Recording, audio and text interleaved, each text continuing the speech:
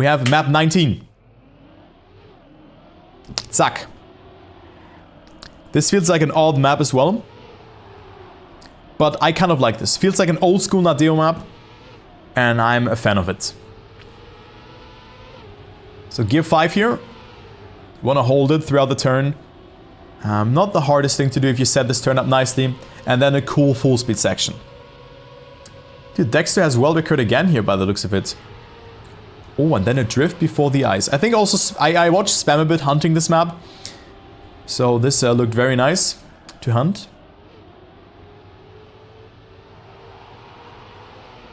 And then there's a gear where you have to open up the steering again. But this map is really cool. Very nice map that we have. And also not the hardest AT to obtain. It all depends really on how you get that ice entry. And also this full speed section. Because they really have to push a lot. I mean, the start, kind of self-explanatory. Go tight around the corner. Like, go wide here. Hold that gear.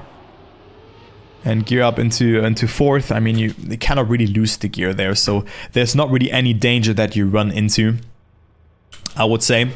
So that is completely fine. And now make sure to set up the drift quite far left. You can also go a bit more middle than the others if you just want to go for a T-metal. And just tap the brake once or twice and get around the turn. Then go around this corner here full speed. Air brake this corner here. And just go close. Like, this is important that you go close around this corner and jump very far to the left. Like, try to land somewhere here. I mean, also here if you're Dexter, of course. But if you jump too far to the right, you will catch airtime.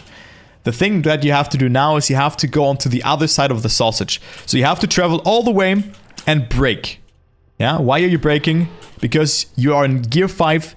Gear 5 eyesights are really hard to do.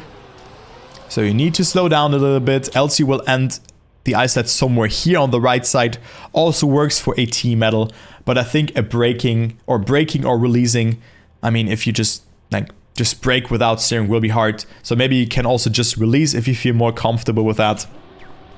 It is more important. Then you have a drift where you still have icy tires attached to your car. Also self-explanatory. Then here, gear comes into play. Stop the steering movement.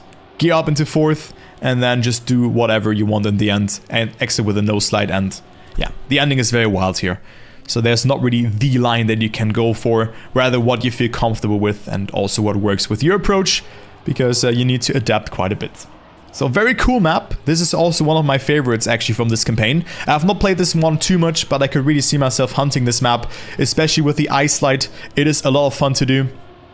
And also just the speed outcome here from this drift is also really important. I forgot to mention that. So if you go for world record hunting or for record hunting, like setting your drift up from as far left as possible and don't tap the brake too much and get a good apex around that corner is really important.